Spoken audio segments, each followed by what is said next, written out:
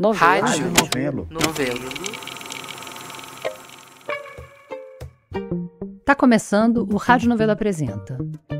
Eu sou a Branca Viana.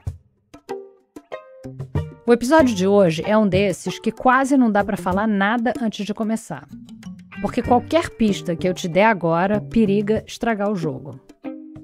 O que dá pra dizer é que são duas histórias que fazem a gente duvidar dos nossos ouvidos e dos nossos olhos. E pronto, parei por aí. Quem pega essa batata quente é a Paula Scarpim.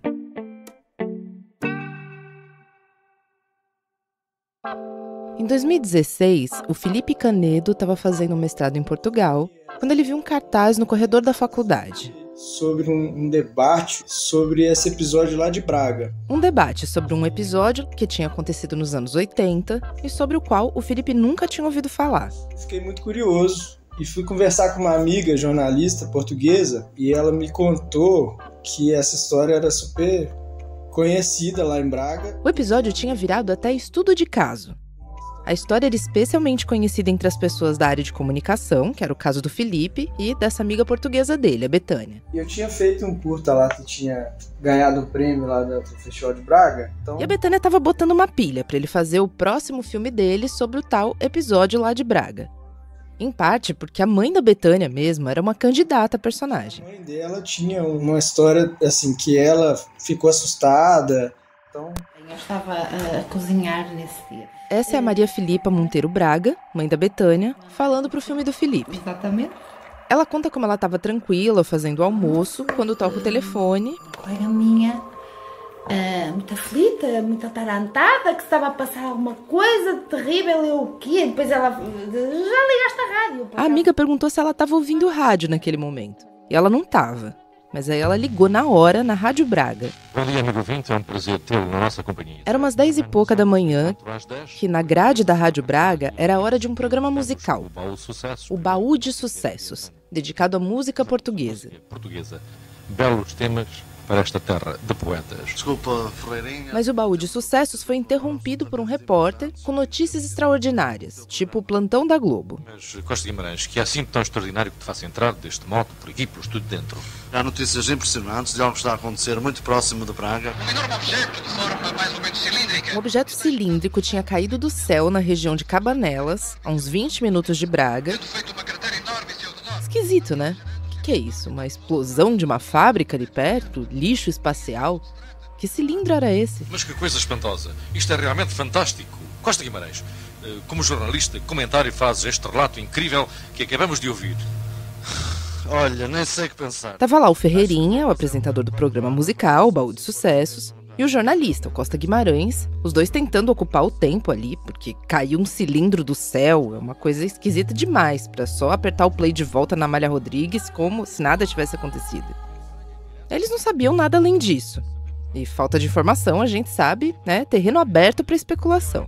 A propósito, Costa Guimarães, será um OVNI? Será um OVNI? Estranhos que vêm, sei lá, de onde? De Marte, há quem diga que vem de Vênus, de Saturno, sei lá. Que tens a dizer a mim e ao auditório que nos sintoniza que deve estar em papos de aranha para saber mais coisas sobre isto? O Baú de Sucessos era um programa popular, muita gente ouvia. E quem estava ouvindo saiu ligando também para avisar os amigos, que nem a amiga da Maria Filipa.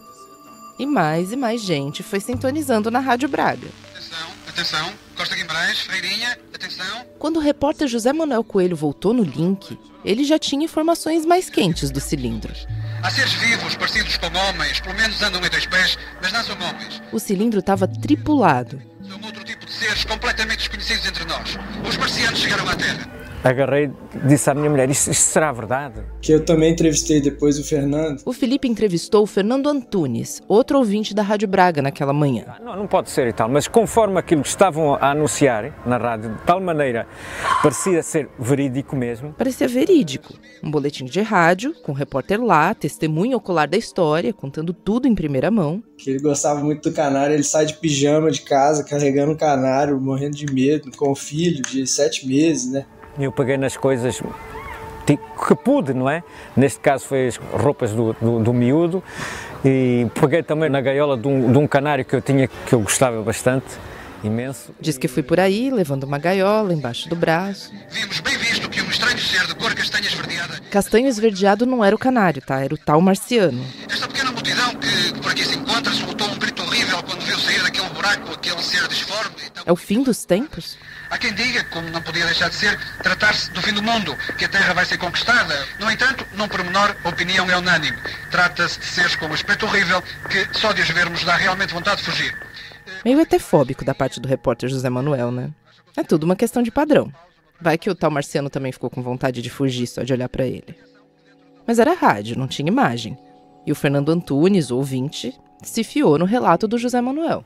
Peguei nisso, vim para a garagem, que era subterrânea, meti as coisas no carro, saí porta fora, parecia um maluco. Oh, meu Deus, mas isto é revolução total.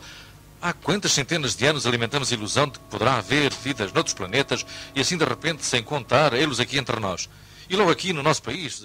Nessa altura, o programa já estava no ar há meia hora. Ferreirinha e Costa Guimarães repercutem, entra de novo o repórter José Manuel. Atenção, atenção, as coisas estão a correr muito mal por aqui, muito mal mesmo. E as notícias não são nada boas. Isto pode-se já considerar uma tragédia. 3 homens aqui de Cabanelas estão ali à frente, diante dos meus olhos, uns 100 e 150 metros, carbonizados. Os tais marcianos não estavam mesmo para brincadeira. Eles já tinham feito 3 vítimas fatais. E o José Manuel estava vendo ali, com os próprios olhos. Organizaram uma espécie de embaixada para ir contactar com aqueles horrorosos seres que toda a gente aqui agora diz serem marcianos. Os 3 gaiatos tinham ido em missão de paz, com uma bandeira branca para tentar um contato amistoso. E sei lá, né? Pano branco é sinal de paz pra gente.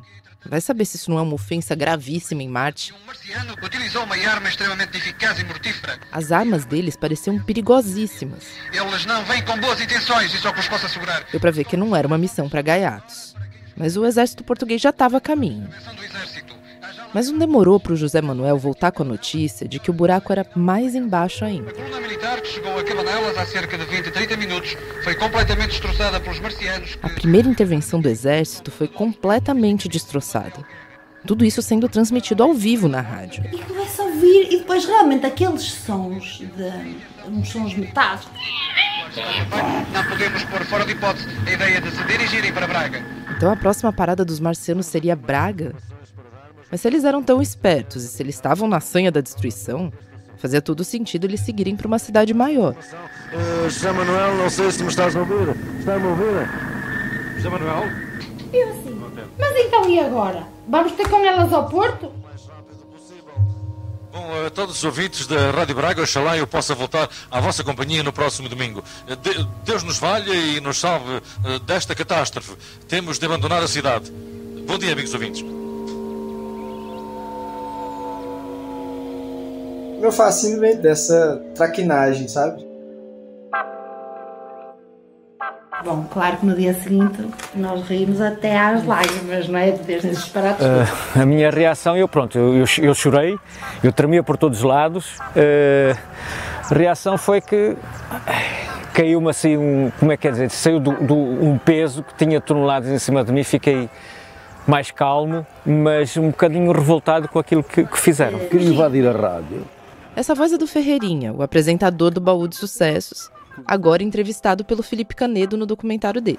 Que nos queriam bater, que queriam insurgir, seus malandros, e com os insultos até bastante agradáveis, e outros queriam abraçar, dar os parabéns. Entretanto, vem um telefonema do comandante do regimento a telefonar para a rádio e dizer: vocês são os irresponsáveis. E desligou o telefone. Passado um minuto, volta a telefonar. Desculpe, pá. Ai, que desculpa, isso eu sei, é uma obra do Joel, da Guerra dos Mundos, desculpe lá e tal, não sei o quê. Bom, eu imagino que você não estivesse imaginando um final muito diferente para essa história, né?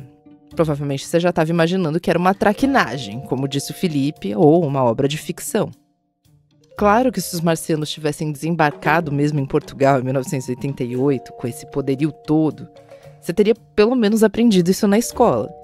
E talvez a vida de todo mundo fosse muito diferente, se é que teria alguma vida na Terra, sei lá. Mas mesmo que você nunca tenha ouvido falar dessa traquinagem radiofônica de Braga, talvez você tenha ouvido falar de uma experiência que inspirou essa, 50 anos antes. Foram 2 dias e 2 noites seguidos a atender telefonemas, não só de Braga, como do país, como do mundo inteiro. Essa é a Maria José Braga, que nos anos 80 trabalhava na Rádio Braga. E aqui ela está falando também para o documentário do Felipe Canedo. Recebemos uma chamada muito interessante, muito importante para nós, foi uma honra, dos Estados Unidos, que foi da filha do Orson Welles. Era 50 anos da transmissão do Welles, né, que foi 38, a de Braga foi em 88. The Columbia Broadcasting System and its affiliated stations present Orson Welles and the Mercury Theatre on the Air in The War of the Worlds by H.G. Wells. No Halloween de 1938, o cineasta norte-americano Orson Welles adaptou para o rádio o romance A Guerra dos Mundos, do escritor britânico H.G. Wells, lançado no final do século XIX, que trata justamente da chegada de marcianos na Terra. E essa transmissão do Orson Welles, que ficou muito famosa, era basicamente a mesma daquela que a turma da Rádio Braga colocou no ar 50 anos mais tarde. Mas além do fato de os acontecimentos todos se passarem não na região de Cabanelas, perto de Braga, mas numa fazenda em Grover's Mill, em New Jersey, tinha uma outra diferença importante. O programa nos Estados Unidos, ele foi um programa que foi anunciado previamente e fazia parte, ele entrava na grade de programação como um capítulo, um momento, de um radioteatro. Esse é o Francisco Gonçalves, professor da Universidade Federal do Maranhão, com quem o Felipe Canedo conversou recentemente. E sim, esse primeiro Guerra dos Mundos foi transmitido no programa Orson Welles and the Mercury Theatre on the Air. Quer dizer, Orson Welles e o Teatro Mercury no ar. Já era um programa do Orson Welles, um programa que se chamava Teatro no Ar e que passava sempre nesse horário. É claro que quando o programa começou a ser veiculado e ele tinha um formato jornalístico, as pessoas passaram a interpretar não mais como um radioteatro, mas como um acontecimento real. Isso porque o programa não era tão conhecido assim. E, sim, que nem o programa de Braga, essa peça específica de radioteatro tinha sido roteirizado com esse formato jornalístico. Na verdade, era igualzinho, um programa musical que era interrompido por um boletim de notícia extraordinário.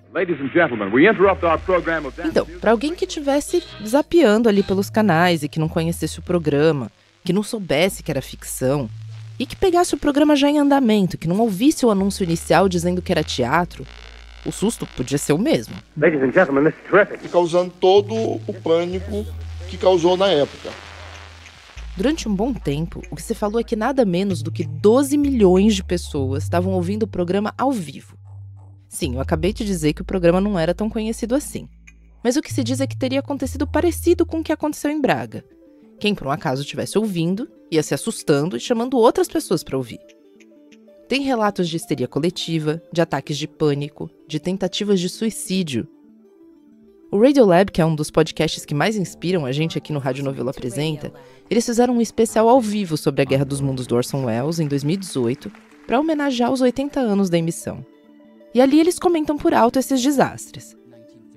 Mas aí, quando o programa foi ao ar como podcast um tempo depois, eles incluíram uma entrevista com Michael Sokolow, que é um pesquisador que tinha escrito para o programa e que argumentava duas coisas sobre o tamanho desse pânico. A primeira é que a pesquisa que levantou esse número, de que 12 milhões de pessoas ouviram a transmissão, essa pesquisa não foi conduzida imediatamente depois do programa ir ao ar. O Sokolow fez uma analogia. Quantas pessoas, um tempinho depois do 11 de setembro, diriam que viram ao vivo os aviões baterem nas torres gêmeas do World Trade Center? I think you would get an extremely high percentage of people saying they saw that plane fly in. Será que elas viram mesmo? Ou será que elas inventaram essa memória? Exactly. O outro argumento desse pesquisador é que essas consequências desastrosas podem ter sido infladas pelos jornais, que estavam naquele momento, nos anos 30, em pânico com a popularização do rádio, com medo de perder espaço. Tipo, tá vendo como o rádio não é confiável? Um jornal jamais faria essa traquinagem com você.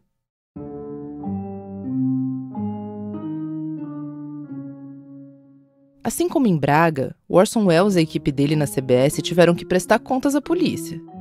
E ali na hora eles argumentaram que eles estavam fazendo radioteatro, que eles tinham avisado e tudo mais. Quer dizer, argumentações no sentido de minimizar os efeitos, né? Mas com o passar do tempo, o Welles acabou virando o jogo e carregando nas tintas das consequências, para surfar na onda do sucesso dessa peça. que tinha virado um clássico instantâneo do radioteatro, além de uma das obras mais reconhecidas dele até hoje. E aí, claro, não tinha como ser diferente. Essa obra acabou sendo replicada em outros lugares, tipo em Braga, em 88. Mas tem outra adaptação da Guerra dos Mundos do Orson Welles que acabou ficando bastante conhecida, e pelos piores motivos. In the mountains of Quito, Ecuador, 1949. Naquele episódio do Radiolab, eles falam dessa montagem, que foi feita em Quito, no Equador, em 1949. E não foi só o Radiolab que contou essa história, na verdade. Outro podcast que a gente aqui da Novelo também ama dedicou um episódio inteiro a essa montagem, a Rádio Ambulante. Y la radionovela que estamos escuchando es La Guerra de los Mundos, una adaptación del libro de H.G. Wells. A ideia dos equatorianos era basicamente a mesma. Um programa musical que era interrompido por uma notícia de última hora. Radio Quito, la voz de la capital.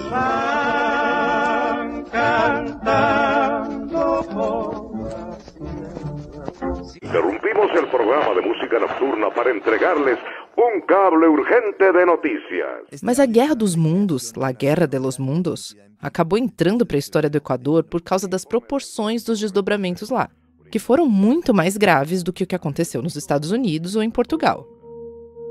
Para começar, cabe dizer que nem em Braga, eles não avisaram que se tratava de uma obra de ficção. Na verdade, eles foram além. Como a Rádio Quito pertencia ao mesmo grupo do maior jornal local, El Comércio, o Leonardo Paes, que foi o idealizador da adaptação equatoriana da Guerra dos Mundos, ele convenceu o chefe dele de ir soltando algumas notas curtinhas no jornal, na véspera da emissão, dizendo que objetos esquisitos tinham sido avistados nos céus de Quito. Quer dizer, preparando o terreno para a traquinagem. A produção também foi muito mais caprichada até do que a original, porque a Rádio Quito tinha à mão ali um time inteiro de atores, diretores, sonoplastas, de radionovelas, que eram super populares por toda a América Latina na época. Atores, sonidistas, diretores, libretistas. Quer dizer, eles não pouparam esforços para fazer tudo parecer o mais real possível. Tipo, fingir que o ministro da Defesa estava ali dando uma declaração oficial. Como ministro de Defensa, pido a los ciudadanos de Quito mantener la calma. Estamos organizando a defesa e evacuação da cidade. Só que um detalhe. Esse ator que a gente está ouvindo agora não é o ator da radionovela que encarnou o ministro da Defesa em 1949. Ele é um ator contratado agora pela turma da Rádio Ambulante, porque não sobrou nenhum registro daquela gravação original. A emissão parecia tão verídica e era tão assustadora que as pessoas correram para a rua. Muita gente foi para a igreja para se confessar. Pânico generalizado. Até que a emissão chegou ao fim e finalmente foi revelado que tudo não passava de uma peça de ficção. Anunciamos a toda a cidadania que não existe nenhuma invasão marciana. Lo que están escuchando es una radionovela de Radio Quito totalmente de ficción. Mantengan la calma, es tan solo una radionovela. Ufa, não tem invasão marciana nenhuma, é só uma radionovela. Peraí, como é que é? All that fear turned pretty quickly to anger. A coisa escalou rápido. Como ahora viene la segunda parte de la invasión, cabrones. No saben lo que les espera, malparidos. As pessoas foram até o prédio do jornal El Comércio, né, onde funcionava também a rádio, e começaram a jogar pedras. And windows are shattering. Elas invadiram a sala das impressoras, destruíram as máquinas. E prenderam fogo a todo. Alguém apareceu com uma tocha e achou uma boa ideia botar fogo no prédio. Mais gente achou a ideia excelente e trouxe gasolina. Para avivar as chamas. E pelo tamanho do estrago, é até de se estranhar que só 6 pessoas tenham morrido. 6 people died. O próprio Leonardo Paes, o criador dessa traquinagem premium, ele conseguiu fugir pulando da janela para o telhado de um colégio vizinho, como várias outras pessoas ali. Mas a comoção foi tanta que ele não pôde simplesmente continuar vivendo no Equador como se nada tivesse acontecido. Assim que ele viu uma brecha, ele se exilou na Venezuela, onde ele viveu até o fim dos dias dele. Never to return. But I should say that... Com o detalhe trágico que entre as 6 pessoas que morreram naquela noite estavam a namorada dele e um sobrinho. A nephew of his. No final do documentário do Felipe Canedo, tem uma lista de outras guerras dos mundos, além da do Orson Welles, de 1938, e a de Braga, de 1988. E tá lá, de Quito, claro. Mas vendo essa lista no filme do Felipe, me chamou a atenção a existência de 2 montagens brasileiras da Guerra dos Mundos. Uma em Caratinga, Minas Gerais, de 1954, e outra em São Luís do Maranhão, de 71. Quando eu falei com o Felipe pela primeira vez, ele disse que nem tinha pensado em ir atrás dessas 2 emissões. A gente sempre parte do pressuposto de que essas coisas se perdem, né? Na verdade, esse documentário dele, da Guerra dos Mundos de Braga, é de 2016, já tem um tempinho. E ele estava focado em Braga. E foi uma coisa que ele fez ali no mestrado e depois nunca mais mexeu. Mas aí, enquanto a gente ainda se falava, eu resolvi dar um Google e de cara apareceu, ali no YouTube. 9h08 em São Luís. E vamos seguindo com o nosso programa, que é o Paradão. Você vai ouvir Paulo Sérgio, o conjunto de Fevers. Gal Costa também está no nosso programa. E você... O título não deixa dúvidas. A Guerra dos Mundos, São Luís, 1971. É um vídeo com o áudio da emissão e como imagem só tem algumas cartelas explicativas. E aí, logo no começo, uma das primeiras cartelas diz assim: Manuel Pereira, o Pereirinha, guardou a fita de rolo da gravação original durante 40 anos. Em 2010, adquiriu um gravador de rolo e digitalizou essa gravação. 2010? Não fazia tanto tempo assim. Bora atrás do Pereirinha?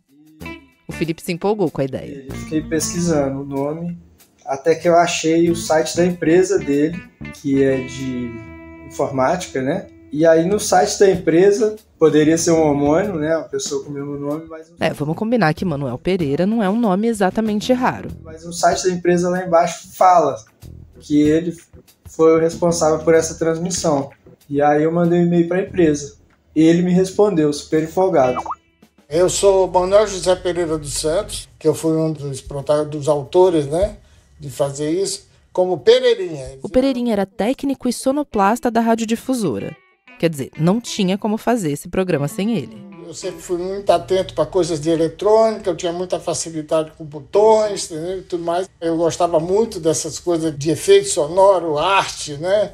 Eu usei um gerador de áudio, né, para fazer os efeitos. E tinha uma série de coisas que era para impressionar. Não era como hoje, que você bota na internet e tem alta qualidade de áudio. Eu digo sempre que a gente era infeliz e nem sabia, né?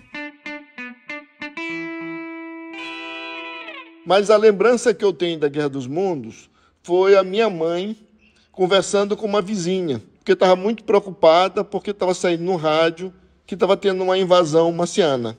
Esse de volta é o Francisco Gonçalves, o professor da Federal do Maranhão, que a gente ouviu mais cedo, e que pesquisou sobre a Guerra dos Mundos em São Luís.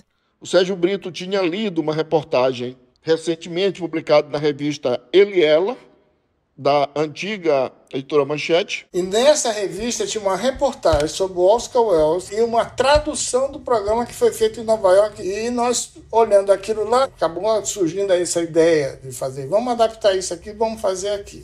A ideia, mais uma vez, era copiar exatamente a fórmula do Orson Welles. Um programa musical. Estamos com o baú de sucessos para a música portuguesa. Radio Quito.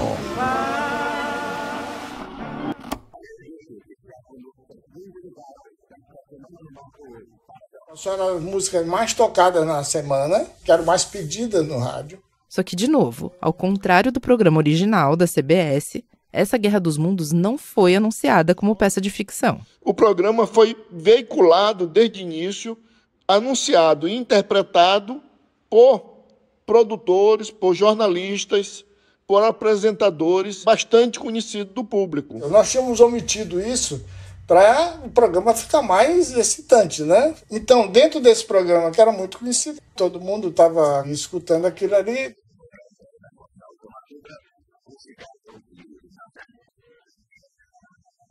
A gente abre várias edições extraordinárias. A gente tinha uma vinheta que toda vez que se tocava essa vinheta, todo mundo corria para o rádio para saber o que tinha acontecido. O fato aconteceu, a notícia na difusora, a gente tinha uma vinheta.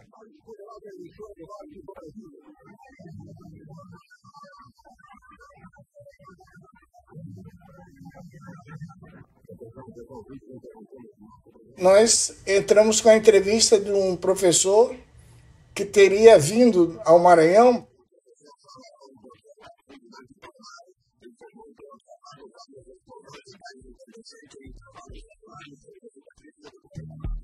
Depois, um objeto enorme cai do céu, não em Cabanelas, não em New Jersey, não no norte de Quito, mas no Campo de Perizes. Quando é que vai descer o disco voador?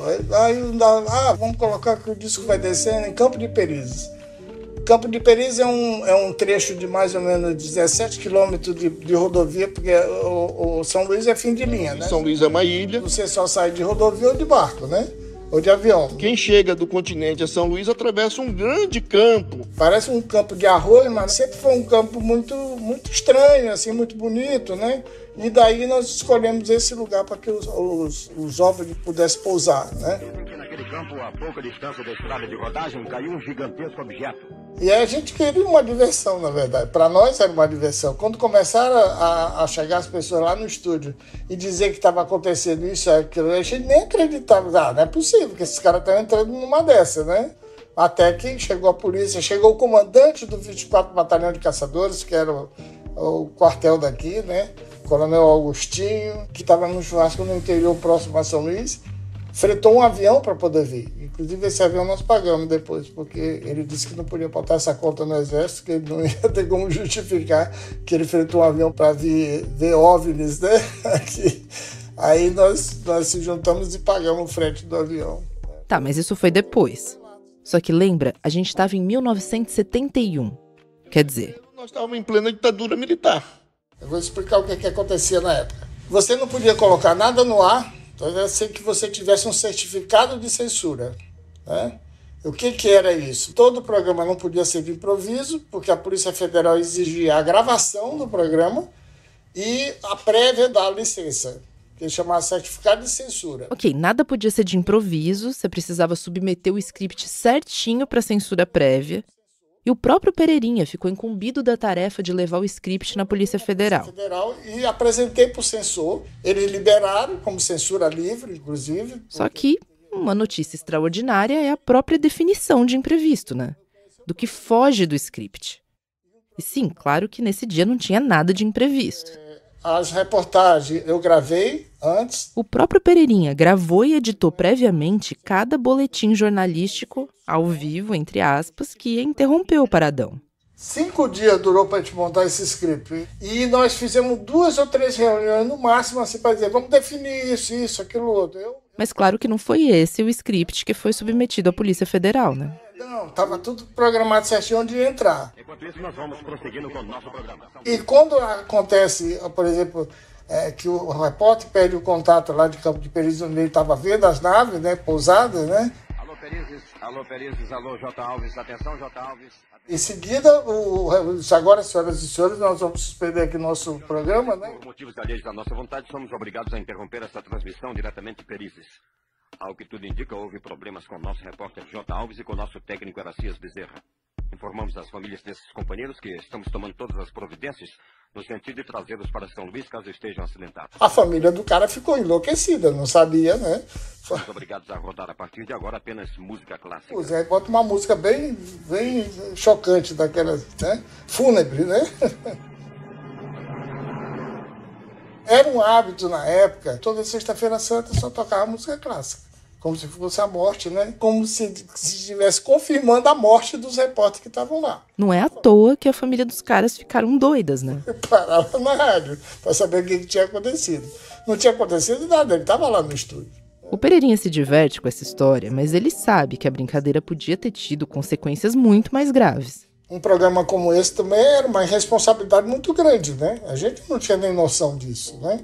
Mas era uma responsabilidade grande. Ainda bem que não se tem notícia de nada, de nenhum acidente, de nada, ainda bem. Mas era possível ter acidentes, ter coisas mais graves nisso aí, né? Sim, podia ter tido consequências graves para os ouvintes e para eles mesmos. Provavelmente eles não tinham ideia do que tinha acontecido em Quito.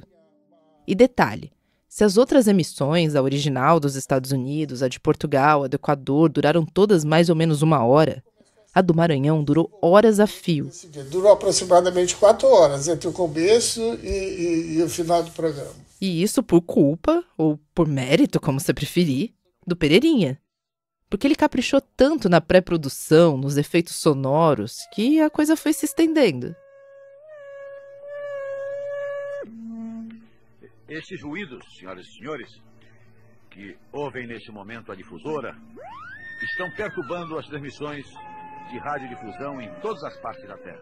A sonoplastia foi o seguinte, isso era um gerador de áudio, a válvula, né, que era um gerador que passa por todas as faixas de frequência audível, né, que vai de 0 a 15 mil Hz, mais ou menos, e quando você gira esse botão lá, né, ele faz aqueles efeitos muito... mas que não era muito conhecido na época. Ao ponto das pessoas dizerem, poxa, aquele barulho do disco voador é igualzinho, né? Ninguém nunca nem viu o disco voador fazer barulho, mas o efeito era eletrônico. Na época não era muito comum você ouvir um efeito eletrônico, né? Nessa passagem dos anos 60 para os anos 70, a temática alienígena ela ocupou muito o imaginário, com uma série de filmes que foram lançados no cinema na época. Basta observar Planeta dos Macacos, um dos mais famosos, mas também outros, como Perdidos no Espaço. Então havia uma série de programas, era um tema muito efervescente, até por conta também que coincide com o que se considerou a chamada conquista do espaço, as viagens para a Lua, etc. O Pereirinha não podia estar mais mergulhado nesse caldo cultural. 20 seconds and counting. Eu assisti o lançamento da Apollo 11, você acredita? Eu não fui assistir pela televisão, eu estava lá, tá? Quando eu cheguei próximo de Cabo Canaveral, né, que se chamava na época, tá certo? O cara disse, daqui você não pode passar mais, que era 5 milhas de distância, né?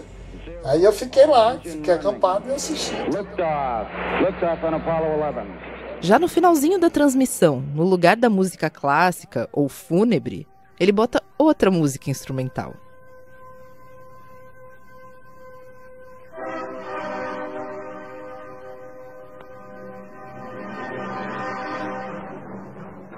Sim, é o tema de 2001, Uma Odisseia no Espaço. E lá para as 1 da tarde, 2 da tarde, mais ou menos, chega o carro-choque do Exército, com vários policiais, para interditar a rádio, né? Chegou a tropa do Coronel Agostinho, aquele que fretou o avião direto de onde ele estava, fazendo um churrasco naquele sabadão. No churrasco, eles que chegaram aqui, quando viram que era mentira, ficaram muito zangados, né? E foram lá, cercaram a rádio, botaram polícia, a gente não saía, ninguém entrava e tudo mais, então paralisaram tudo, tirou a rádio do ar. Depois de tudo, já a bronca toda, que nós íamos ser fiscalizados pela censura federal, que estaria vindo de Fortaleza, então esperou ainda uns 3 dias para chegar. Esses 3 dias entre fecharem a rádio e chegar a censura federal, no caso, foram providenciais. O programa foi gravado, como sempre, do jeitinho que estava indo ao ar, porque era praxe da ditadura. Porque a censura podia pedir a qualquer momento. E aí, nesse meio tempo, até a censura chegar... Orientado pela própria assessoria jurídica da rádio, nós colocamos, senhores ouvintes, estamos apresentando um programa de ficção, né, de ficção científica. Colocamos 3 chamadas dessa durante o programa, tá? Mas isso... foi depois do programa gravado. O programa não foi com esses dizeres, entendeu? Mas isso, quando o censor viu isso, não, tá aqui, tá explicado. Vocês disseram aqui dentro que era ficção científica, entendeu? E eles disseram, ó, tchau, até logo, tá? Isso aqui é uma bobagem. Chamaram a gente para fazer uma coisa que não precisava, entendeu? E ficou por isso mesmo. A gente já estava arrumando para o final da conversa. E a gente sempre pergunta se a pessoa quer falar mais alguma coisa que a gente não perguntou. Não, acho que... E aí? Eu tenho só um comentário a fazer. Eu escutei aquele programa lá de Braga, né? Do Portugal. Sim. Olha, eu fiquei muito assim, curioso, porque a ideia é exatamente a mesma. Só que eles... O Felipe tinha mandado o documentário dele pro Pereirinha ver antes da nossa conversa. Mas eu achei muito... Se aquilo não foi um plágio, hein? Disso aí, viu? Eu achei muita coincidência no meio do negócio, né? Mas é tudo inspirado no Orson Welles também, né? Eu até tentei argumentar, mas não tive muito sucesso. E o apresentador chama Pereirinha. É Ferreirinha. Exatamente, ainda tem mais. Pereirinha, Ferreirinha, Cabanelas, Campo de Perizes, Norte de Quito, Grover's Mill, New Jersey. Vem do livro, que tem um nome muito parecido de Oscar Welles, né? Orson Welles, H.G. Wells. Isso tudo é detalhe. Talvez a mensagem mais importante seja de que nem sempre dá para confiar nos nossos ouvidos. This is Orson Welles, ladies and gentlemen. We annihilated the world before your very ears. Estamos para assegurar que a Guerra dos Mundos não foi mais do que um divertimento de fim de semana. A única maneira que a difusora encontrou para mostrar a todos o valor que o rádio continua a ter no mundo moderno. Essa história foi produzida pela Paula Scarpim com Felipe Canedo. Tudo bem que o nome do episódio de hoje é Me Engana Que Eu Gosto. Mas eu fiquei me segurando na abertura do episódio para não dar spoiler da Guerra dos Mundos. Porque, ok, é uma peça de 1938, mas já deu para ver que ela ainda guarda muito do poder original. As ilusões bem feitas são assim, e é por isso que a gente quis dedicar um episódio a elas. O segundo ato de hoje também gira em torno de um tipo de talismã. Um objeto até mais antigo do que a Guerra dos Mundos e que pode servir de ponto de partida para várias histórias novas. E esse ato também é sobre usar o poder da ilusão para fazer um negócio bem real e possivelmente perigoso. Quem conta é a Carolina Moraes. A cena é a seguinte. Um grupo de pessoas está se juntando ao redor de uma mesinha de madeira, no meio da rua. Elas estão olhando para as mãos de um mágico. Ele está prestes a fazer um truque clássico. Ele vai esconder uma bolinha dentro de um dos vários copos que estão nessa mesa e aí ele vai embaralhar muitas vezes a ordem entre eles. Todo mundo tem que prestar atenção para adivinhar onde a bolinha vai parar. Esse truque foi registrado mais de 500 anos atrás, numa pintura do Hieronymus Bosch, um artista holandês. Quando eu vejo imagens dessa pintura, os meus olhos vão direto para a mesa do mágico, que está bem no centro dessa tela. Mas enquanto está todo mundo preocupado em não perder a bolinha de vista, tem uma pessoa na plateia bem mais esperta e que não chama a atenção de cara. Ele está aproveitando a distração para surrupiar o saquinho de ouro de um espectador. Ou seja, o truque, na verdade, estava acontecendo em outro lugar. Eu estava aqui morando em Londres já, fazia, uns 6 meses que eu estava morando aqui.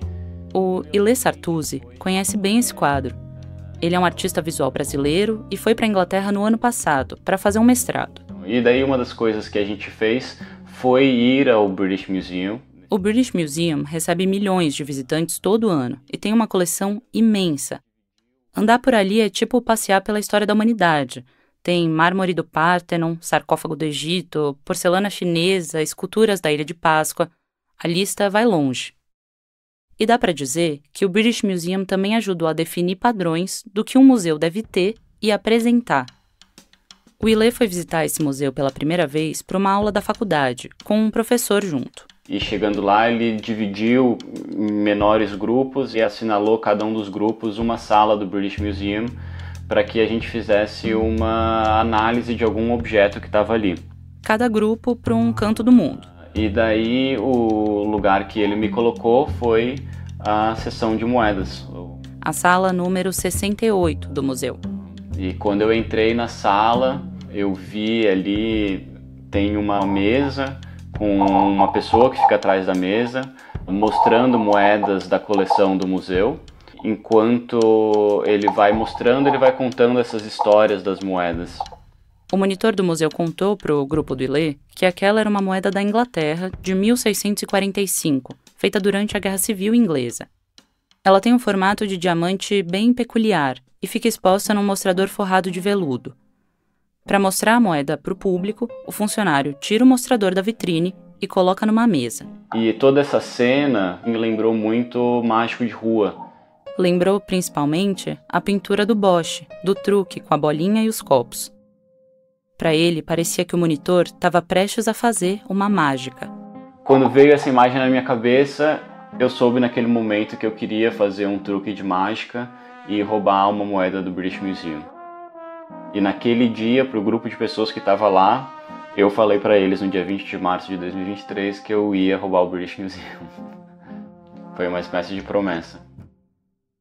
Para um desconhecido que ouvisse ali de canto, esse anúncio do Ilê podia soar como uma brincadeira ou um pensamento intrusivo. Mas os colegas dele acharam a proposta curiosa. porque eles sabiam que não era uma zoeira de um visitante do museu ou de alguém que queria ganhar um dinheiro com o roubo. Levar a moeda ia ser uma obra de arte, o projeto final do mestrado que ele estava fazendo na Goldsmiths, uma das principais faculdades de arte do mundo. A primeira ideia do trabalho era realmente ir ao museu ali naquela mesa, o cara ia me dar moeda, eu ia fazer o sleight of hand ali, o truque, devolver a moeda falsa, sair com a moeda no meu bolso e apresentar a moeda original na exposição. As obras do Ilê Sartuzzi se conectam com elementos da teatralidade há alguns anos. Ele participou de exposições em espaços como a Pinacoteca de São Paulo e ganhou o PIPA, um dos principais prêmios de artes visuais do Brasil. Em 2022, por exemplo, ele apresentou no Sesc Pompeia, em São Paulo, uma peça de teatro sem atores. Só tinham bonecos e manequins no palco. Sem pessoas, e portanto sem movimento nenhum acontecendo no palco, o espectador prestava atenção em outros elementos da cena, a iluminação, os sons do teatro, o movimento das cortinas. O universo teatral ajudava a desvelar como as coisas funcionam. O projeto de roubo da moeda reúne várias dessas questões que interessam ao Ilê. O truque de mágica e o desvio de atenção levantam mais uma discussão dentro da obra dele. Por que a gente olha para onde a gente olha? A gente escolhe o que está olhando? Ou o nosso olhar é dirigido por alguém? Desde o começo do processo, eu entendia que tinha muita chance de dar errado e eu sofrer várias consequências. Eu nunca quis passar tempo na cadeia. Ir para a prisão era uma coisa que eu realmente não estava afim. Mas ser deportado era uma coisa que, para mim, era um risco que eu estava disposto a tomar, porque eu achava que o projeto era bom o suficiente para valer a pena para fazer isso. Acho que tem uma coisa importante para a gente falar aqui. Não foi à toa que o Ilê teve a ideia de roubar esse museu específico. Sim, ele estava fazendo mestrado em Londres, e isso contava. Mas o British Museum não é um museu qualquer. Esses artefatos todos que vieram do Egito, das Américas, da Grécia... Bom, nada disso foi doado para o governo britânico. Eles foram levados para a Inglaterra durante a colonização.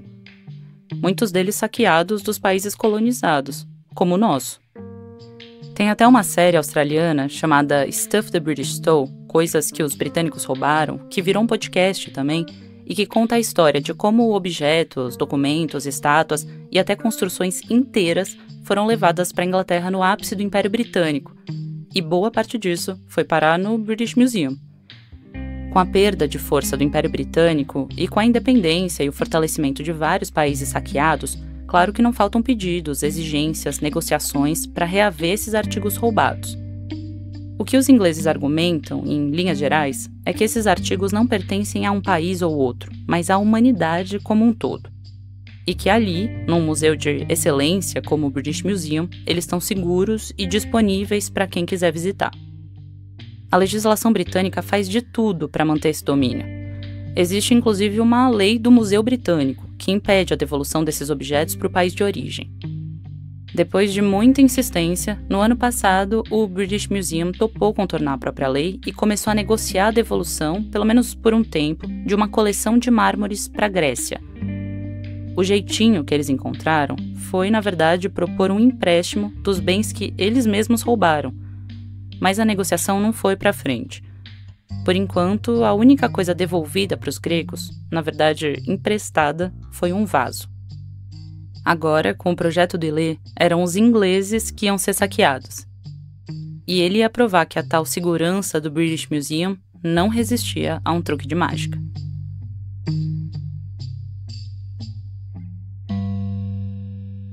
Ladrão que rouba ladrão, 100 anos de perdão, né? Mas parecia muito pouco provável que os britânicos concordassem com essa avaliação da história. O Ilê sabia de largada que, por mais que ele tivesse disposto a ser deportado, ele não queria de jeito nenhum ser pego dentro do museu. Porque isso ficaria mais difícil de argumentar naquele momento, como trabalho de arte, como várias coisas assim, e argumentos que eu tinha e que eu tenho que sustentam essa atividade como uma atividade não ilegal.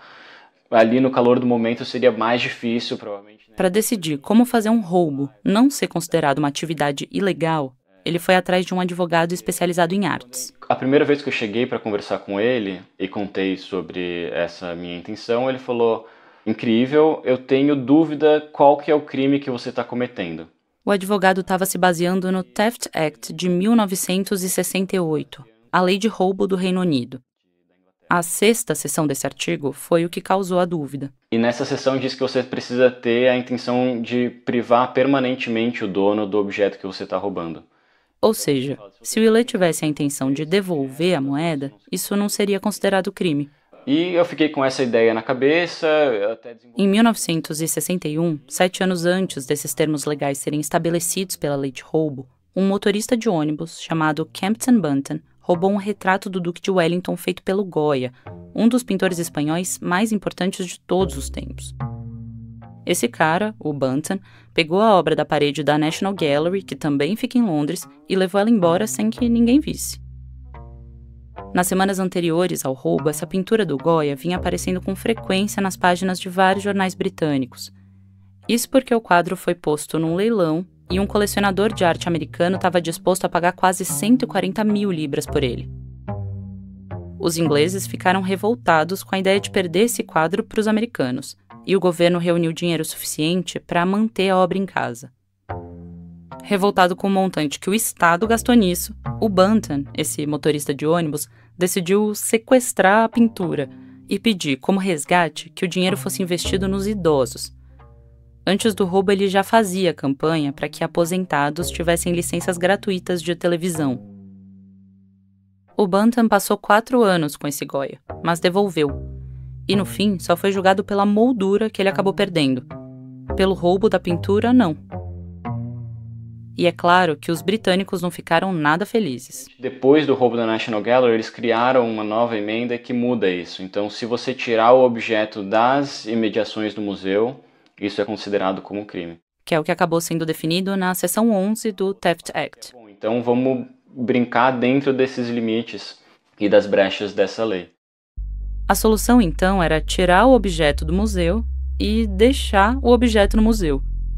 Como o objeto em questão era uma moeda, o Willet teve uma ideia. O British Museum não cobra entrada dos visitantes, mas ele deixa uma caixa de doações bem visível para quem puder fazer um aporte voluntário. É uma caixa de acrílico gigante que fica num dos halls de entrada do museu. Em vez de deixar ali uma nota de R$10 enroladinha, uma moeda de libra esterlina ou de euro, o Willet ia deixar um trocado do século XVII. Eu cheguei à conclusão que conceitualmente também era mais interessante porque fica menos um gesto enfrentativo de medida de ego eu contra o British Museum, quem que é mais poderoso ou não, e é uma coisa mais trickster, assim, ele é mais malandro o gesto. Nesse momento que isso ficou claro para mim, eu senti que eu estava mais preparado e eu sabia exatamente o que eu ia fazer. A obra ganhou o título de Sleight of Hand, que é tipo truque de mãos em português. A descrição de toda a ação que ele ia fazer estava definida. Enter the British Museum. Entrar no British Museum. Go upstairs to room. Subir as escadas até a sala 68, a seção de dinheiro. Approach table with coins. Se aproximar da mesa com as moedas. Ask for the seed coin. Pedir pela moeda. The coin in my hand. Pegar a moeda e fazer o truque com as mãos. Return the fake coin. Devolver a moeda falsa. Put the original coin in colocar a moeda original no bolso. Go down the stairs to descer as escadas até o hall sul. Place the coin in the donation botar a moeda na caixa de doações. Leave the museum. E sair do museu. Agora ele só tinha que planejar como que ele ia conseguir fazer tudo isso acontecer. Eu passei incontáveis horas dentro daquele museu, porque tinha muitas vezes que eu ia ficar esperando alguém chegar para estar ali na mesa mostrando as moedas, e às vezes eles nunca chegavam. Então eu passava 4 horas esperando, e daí eu ficava lendo. O Willet precisava 1. Entender o esquema de segurança do museu. 2. Saber quando a moeda era exposta. E 3. Criar uma moeda falsa para trocar com a original. A primeira etapa, bom, já pode cortar da lista. Entender a infraestrutura de segurança do museu não foi muito difícil, e eu não falo isso com nenhum demérito ao British Museum. Tem muito mais câmera de segurança em todos os lugares, então é tudo filmado, etc e tal. menos gente circulando nas galerias, não tem muita segurança de sala. Então, em nenhum momento, quer dizer, em algum momento talvez eu fiquei um pouco inseguro em estar acessando muito ali, ser reconhecível, né? Eu sempre tive aquela barba muito grande, enfim, uma cara meio bem reconhecível. Mas depois de algum momento eu entrava no museu e eu caminhava direto para a sala. O mais importante no fim era entender a rotina dos monitores que exibiam a moeda para o público. É um programa feito por voluntários, então é um trabalho não pago. E a carga horária ali, enfim, o esquema de rotação deles é um pouco flexível também. E cada um mostra algum tipo de moeda diferente. Então eu tinha que saber que dias que eles estavam mostrando a moeda que eu queria. E ele foi fazendo um diário com todos esses horários. Para ir anotando, na segunda-feira, das 11h30 até 1h30 da tarde, tem essa pessoa aqui que está mostrando essas moedas. E isso para todos os dias. Com o levantamento pronto, depois de meses, ele sabia que ia conseguir pegar a moeda numa segunda ou numa terça-feira, entre 11h30 da manhã e 1h30 da tarde. Nessas visitas frequentes, o Willet também aproveitou para tirar fotos e manipular mesmo a moeda. Ele precisava criar uma réplica idêntica para trocar com a original e sair de lá sem ninguém perceber a diferença entre elas. Não existe nenhuma imagem disponível dela online, porque, aliás, eu fui descobrir mais para frente que todos os objetos que fazem parte desse programa que chama Hands-On, que é um programa que o museu criou para que o público pudesse tocar objetos da coleção. Todos esses objetos fazem parte de uma meio coleção à parte do British Museum, que inclusive não é catalogada, como a maior parte da coleção do British Museum, que não é catalogada. Nas minhas várias visitas que eu tive lá, eu manipulava a moeda, enfim, eu podia tirar foto e filmar. Teve uma vez, inclusive, eu até abri aqui um relatório que eu escrevi. No dia 26 de setembro de 2023, eu fui... Esse foi um dia que ele foi com um amigo pro British Museum. E eu fui preparado com um pedacinho de Blue Tack. É um tipo de massinha, uma camada fina dessa massinha. E eu coloquei ela na minha palma da mão esquerda. Eu entrei, fui até a sala número 68, peguei a moeda original com a minha mão. Falei pro voluntário, meu amigo vai tirar uma foto. Daí eu virei, dei as costas para ele... E quando o meu amigo ia tirar foto, eu coloquei a moeda na minha outra mão, que estava com a palma com a Blue Tack, para marcar esse meio outline da moeda. E assim eu teria a dimensão exata dela. E eu tenho uma fotografia exata do momento que eu carimbei essa moeda. Depois eu tirei e devolvi a moeda original. Então ali já foi um primeiro ensaio de uma coisa que já era meio estranha de se fazer dentro do museu. Com essa massinha, eles fizeram um modelo 3D da moeda impresso em cera e depois em prata. Envelheceram a prata, oxidaram, lixaram bem e tentaram deixar tudo o mais próximo possível da original. Com a moeda falsa e os horários em mãos, o truque estava pronto para acontecer. Isso foi no dia 17 de junho de 2024. Eu combinei de encontrar com as pessoas que estavam me ajudando numa praça, um parque que tem ali do lado do British Museum. Eram 10h30 da manhã. 3 amigos dele iam ajudar no roubo. Uma colega ia fingir que era companheira dele e outros 2 iam filmar a ação, porque a ideia era apresentar esse vídeo numa exposição como o projeto final do mestrado dele. Eles chegaram pela entrada dos fundos do museu e foram até a caixa de doações. O Willet explicou tudo de novo para os amigos, o que tem que filmar, como ele pretendia sair de lá. Depois a gente sobe as escadas até o 3º andar, que eles chamam de 3º andar, mas é o 2º andar ali do museu. Entra na sala número 68. Quando eles chegaram, já tinha alguns outros visitantes na mesa, para ver as moedas. O Willet se aproximou do grupo junto com a amiga, e os outros 2 colegas ficaram mais para trás, esperando discretamente para filmar tudo. E daí foi no momento que eu me aproximo da mesa, eu vejo que a moeda, ela era perceptivelmente diferente da moeda falsa. Mas eu estava há 2 semanas fazendo tanto com a minha falsa, e óbvio, sabia cada detalhe dela, que quando eu olhei aquela, eu falei, putz, é um pouco diferente. Mas tudo bem, vamos tentar. E ele pediu para o voluntário para ver a moeda original. Já estava na semana que eu ia começar a montar a exposição e eu nem tinha feito o trabalho. Então eu tava apostando, um all-in, assim, ou vai dar ou eu não vou ter trabalho. Mas o maior problema do Ilê não era a moeda falsa meio diferente do original.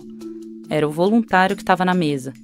E era um cara que eu já tinha visto muitas vezes e era a única pessoa que eu não queria fazer esse truque com ele. Ele é um senhor britânico que, enfim, tem uma cara de meio rabugento, assim. E eu sabia que ele estava trabalhando ali há muito tempo e que ele sabia exatamente tudo sobre a moeda. O voluntário rabugento começa a contar a história da moeda. É de 1645, foi feita durante a Guerra Civil. A mesma história que ele já tinha ouvido umas 20 vezes. Em determinado momento, eu tinha pego já a moeda, ela tinha visto e já tinha devolvido. Eu falei, posso tirar uma foto com a moeda? Ele falou, pode. Daí eu pego a moeda com a minha mão e esse tempo todo eu tô com uma moeda falsa aqui na palma da minha mão esquerda. Ele chama palming em inglês, eu não sei como é que é o termo em português. Mas... Palming é uma técnica para você segurar um objeto na mão de um jeito que ninguém perceba que tem algo ali. É um jeito de pressionar os músculos sem fechar a mão com os dedos. Se você tensionar o músculo da palma da mão que fica perto do dedão, como se estivesse trazendo o dedão mais para dentro, a moeda fica presa com essa pressão, mas você ainda aparenta estar com a mão solta, aberta. Então eu estava com a moeda falsa presa na minha mão esquerda e ela ali meio relaxada do lado do meu corpo o tempo todo. E ele me dá a moeda na minha mão direita e daí eu vou fazer o gesto de passar da minha mão direita para a minha mão esquerda. Mas tudo que eu faço é reter a moeda original na minha mão direita. Ou seja, ele fingia que estava passando a moeda de um lado para o outro, mas estava só entregando a moeda falsa. E aí era só jogar a original no bolso. Só que o voluntário, ele era tão fixado na moeda que ele não tirou o olho da minha mão direita. Então ele ficou vendo a minha mão direita e em determinado momento ele falou, coloca a sua mão sobre a mesa onde eu consigo ver a moeda. E daí eu peguei e devolvi a moeda para ele. Mesmo nessa tensão toda, o Ilê pediu para a amiga tirar uma foto dele com a moeda. E isso é uma câmera com um filme. E eu tenho esses registros até hoje, assim, meio aquele momento, que meio tirando a foto que a gente nem queria estar tirando, que já era uma derrota imensa, assim. Essa tentativa foi numa segunda-feira, e o voluntariado só acontecia segunda e terça. E aquela era a última semana que o Ilê tinha para tentar o truque. Na semana seguinte, ele já ia ter que montar a exposição para a faculdade, que, aliás, não estava sabendo de nada. Durante essas semanas de desenvolvimento do projeto, os alunos precisavam ir relatando quais seriam os trabalhos finais deles para o mestrado. Mas o Ilê decidiu que ele não ia contar sobre o Sleight of Hand. A faculdade ia ficar tão no escuro quanto o museu. Quando o Ilê teve que apresentar algo sobre o trabalho dele, ele entregou uma proposta de sistemas de segurança para museus e avisou no fim do documento que aquilo era um desvio de atenção para o que ele realmente estava fazendo para a exposição final. Depois da primeira derrota, os amigos do Ilê botaram pilha para ele tentar de novo. Então, no dia seguinte, dia 18 de junho, eles se reuniram na praça próxima do museu para uma última tentativa. Dessa vez, ele e a amiga não iam ser um casal. Eles iam entrar separados, como se nunca tivessem se visto na vida. E ela ia ficar responsável por distrair o voluntário. Eles tinham 3 opções na manga para fazer esse cara tirar o olho da moeda. Na primeira, a amiga dele ia se fazer de curiosa por umas outras moedas da galeria que ficam bem atrás da mesa que os voluntários usavam. Ela ia perguntar sobre aqueles objetos, e o funcionário ia ter que ficar de costas para a mesinha com a moeda por alguns segundos. Então eu falei, em determinado momento você pergunta para ele se aquela moeda da vitrine é similar, se é do mesmo período que a moeda que a gente está vendo ali naquele momento. Se isso não desse certo, eles iam encarnar o perfil turistão de museu. A minha outra amiga que estava filmando com a segunda câmera poderia perguntar com uma turista, como várias pessoas fazem, onde que é a sala dos sarcófagos egípcios, que é meio um hit do British Museum. E é uma coisa que qualquer turista perguntaria, e quando uma pessoa está dando informações de direção, o cérebro dela muda muito automaticamente para isso, assim. Então ele ia ficar meio preso nisso e ia conversar com ela que estava numa outra posição da mesa onde eu não estava. E a terceira opção dependia de acertar quem era o voluntário da vez. Mas eu sabia que o voluntário que costumava ir às terças-feiras era uma pessoa jovem que tinha acabado de voltar de uma viagem da Grécia. E esse cara estava muito empolgado sobre essas férias. Então eles iam puxar um papo da viagem para ver se ele se perdia descrevendo as belas paisagens gregas. Desvios de atenção criados, era hora de entrar no museu de novo. Dessa vez a gente sobe pelas próprias escadas da norte do museu, passa pela parte egípcia, passa por toda a Grécia e chega pelo outro lado da sala número 68.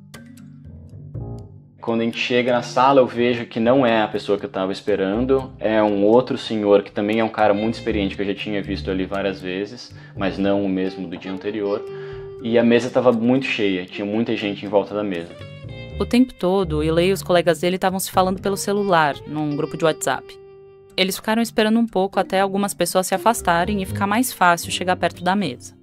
Começa a conversar com ele, escuto a história que ele está contando. É uma moeda da Guerra Civil Inglesa. Chega essa minha outra amiga. A que vai distrair o voluntário. Ele me dá a moeda na minha mão para eu ver. O Ilê coloca a moeda na mão direita. Na mão esquerda tá a falsa. E a minha amiga faz a pergunta, faz a primeira tentativa de desvio de atenção. Ela pergunta se a moeda que tá atrás dele é parecida com a que eles estão vendo na mesa.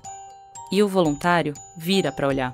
No momento que ele vira as costas para fazer isso, eu já faço a troca, coloco a moeda falsa na caixinha ali, que é o display dessas moedas, e saio da mesa. No vídeo que eles gravaram do truque, o Ilê aparece na frente da mesa com as mãos rentes ao corpo. Tudo acontece muito rápido, em poucos segundos. Ele pega a moeda com a mão direita, aproxima as duas mãos para fingir que está jogando para a esquerda e logo coloca a moeda falsa no display. Ele sai andando sem olhar direito para o que ele acabou de fazer. A minha primeira ideia ia ser, eu fazer isso, agradecer ele e tal, ficar escutando mais um pouco. Mas ali no momento senti que já estava tudo feito, coloquei a moeda, saí. Ele viu depois, por causa do vídeo, que logo depois que ele sai, um outro visitante já pega a moeda falsa para dar uma olhada. Como se fosse a moeda verdadeira. Então ela já entra ali em circulação de novo.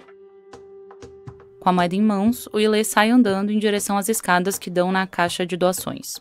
Enquanto eu estou descendo as escadas, eu coloco a moeda original. Eu estava dentro do museu com um objeto na minha mão. Eu podia fazer tudo que eu quisesse com ele a partir desse momento, ninguém ia perceber mais nada. Eu podia, inclusive, facilmente sair do museu com um objeto na minha mão. Ninguém mais ali, naquele momento, ia suspeitar de nada. Mas, enfim, nessa adrenalina toda, eu coloco a moeda dentro de um pequeno ziplock para proteger a moeda e coloco 2 elásticos fora do ziplock, meio prendendo. Era mais um cuidado para o ato não ser considerado um roubo. A lei britânica diz que se você danificar um objeto, mesmo sem querer, você pode ser julgado por isso. Então, colocar a moeda dentro do saquinho com os elásticos era uma maneira de proteger e deixar claro a minha intenção de proteger o objeto. A moeda embalada no saquinho vai para dentro da caixa de doações e ele tira uma foto para registrar o momento. Eu só bati um clique, eu não sei porque eu não bati mais de um e tal, com aquela adrenalina. A imagem que eu tenho quase não dá para ver nada. É essa coisa que é muito engraçado, que é um documento que no fim não mostra muita coisa, mas que tem alguma poesia também que tá nisso, assim. Moeda roubada e devolvida, vídeo e foto feitos. Saio do museu, vou até perto do parque onde a gente tinha se encontrado antes, onde eu tinha prendido a minha bicicleta.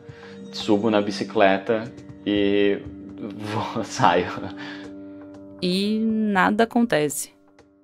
Nem nesse dia, nem no próximo, nem nas 4 semanas seguintes. Até o momento que eu apresentei isso ao público e os jornalistas foram falar com o museu. O Ilê anunciou a exposição sobre Sleight of Hand nas redes sociais. Ao mesmo tempo, saiu a primeira reportagem sobre a obra. O museu, como era de se esperar, não curtiu. A primeira declaração que o British Museum fez foi para um jornalista do site Hyperallergic. Um porta-voz do museu disse que o ato era decepcionante e que, abre aspas, abusa de um serviço liderado por voluntários, fecha aspas. O roubo virou manchete em vários outros jornais. E o Ilê foi tendo mais notícias da moeda por esses textos. Acho que foi no artigo do New York Times que eles revelaram que eles tinham achado Ali a moeda estava em segurança e tudo mais. São coisas que eu sempre fiquei me perguntando o que tinha acontecido de fato com isso. O primeiro jornalista que escreveu sobre o trabalho também procurou a Goldsmiths, a faculdade onde Willey ia apresentar esse trabalho final, para saber o que eles iam fazer. Eles não sabiam. A faculdade parou para discutir se eles deviam ou não permitir a exposição. Até o advogado que ajudou Willey foi chamado para debater o que fazer com aquilo. Enquanto isso, ele continuou montando a obra. E no dia da abertura da exposição, um pouco mais cedo, eu fui lá para os últimos ajustes e eu encontrei o Richard Noble, que é o diretor da escola. E ele estava na sala antes de abrir a exposição. Eu entrei e daí ele falou: você que é o cara da moeda? Daí eu falei: o cara da moeda, então quer dizer que você conhece o trabalho? Ele falou: sim, eu tive que aprovar. Daí eu falei: então tá aprovado. Daí ele falou assim, e a gente conversou. A exposição rolou. E no fim, o truque no British Museum também vai parar dentro de outro museu. Os vídeos da ação e outros trabalhos em que Willey descreve o conceito da obra vão estar numa exposição no Museu de Arte Contemporânea de São Paulo, o MAC-USP, em 2025. A repercussão desse trabalho, ele era para mim parte integrante da obra. Quer dizer, para mim é um pouco difícil de delimitar o que é a obra, o que é o Sleight of Hand, porque ele tem várias iterações, né? Ele é um trabalho de arte conceitual, eu tenho uma descrição da ação, eu tenho uma videoinstalação em 2 canais, eu tenho as moedas falsas num display de museu que eu criei, poderia ser uma performance não anunciada só para as pessoas que estavam ali no dia e o trabalho era aquilo. Tem uma coisa que nunca ninguém vai experienciar, que foi o que eu senti, a performance a partir da minha perspectiva. Ninguém que for assistir aos vídeos vai conseguir experimentar. Mas a sensação, em si, não tem nada de inédita. Naquele quadro do Bosch mesmo, tem um cara que provavelmente sentiu a mesma adrenalina. Não o ilusionista que está no centro da imagem, mas a única figura no quadro que não está olhando para ele. Um cara que está olhando meio distraído para o alto, enquanto com uma mão leve e sorrateira surrupia a carteira do espectador da frente.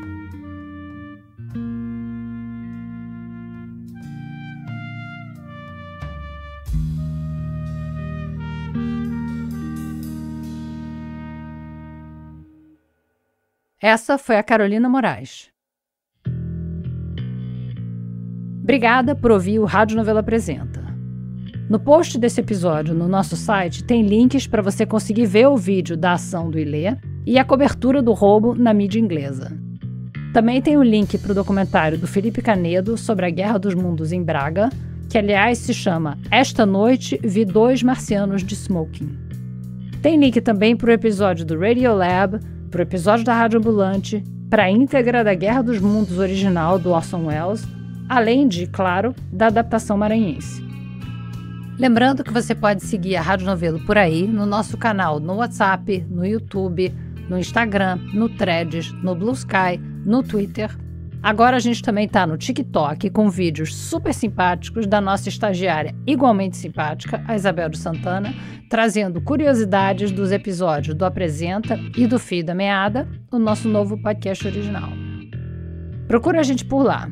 No TikTok e em todas as outras redes, o nosso @é Rádio Novelo.